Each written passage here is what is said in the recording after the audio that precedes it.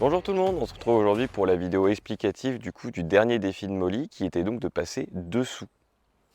Donc comme pour tous les autres tours qu'on a vus ensemble, ce qu'on va déjà devoir faire avant de commencer l'apprentissage, ça va être de mettre son chien dans des bonnes conditions de réussite, qu'il ne soit pas trop excité, qu'il ne soit pas trop fatigué, et de pas trop forcer non plus sur l'apprentissage, de sorte à ce que ça reste quelque chose de cool et d'agréable autant pour l'humain que pour le chien.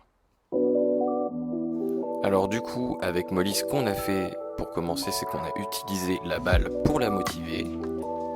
On l'a placée au stop, assis derrière nous. Et ensuite, en lui présentant la balle, on lui a demandé de passer donc entre nos jambes. Et à chaque fois qu'elle passe, on lui répétait ce qu'elle faisait, donc dessous.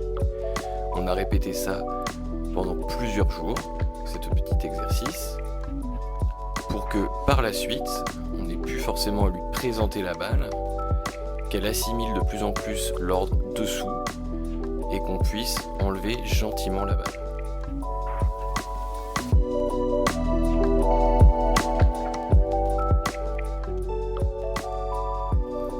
Tout en restant dans la même logique d'exercice, on a un peu modulé, changé, au lieu de la faire passer de derrière à devant, on l'a fait passer par devant, passer dessous, et aussi sur les côtés.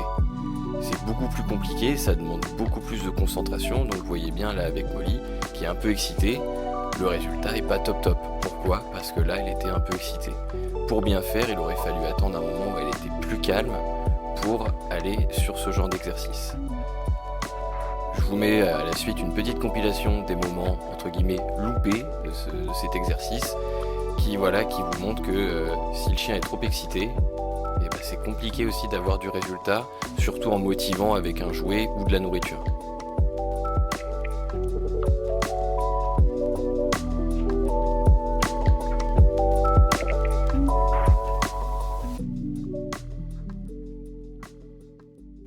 Donc voilà, c'est comme ça qu'on a appris à Molly à passer dessous. Cette façon de faire, c'est pas une méthode universelle, ça va pas fonctionner avec tous les chiens évidemment. Donc ça va être à vous aussi de votre côté de trouver une façon de faire avec votre chien pour l'amener à avoir ce résultat. Sur ce, je vous souhaite un bon week-end et on se revoit prochainement pour une nouvelle saison des défis de Molly.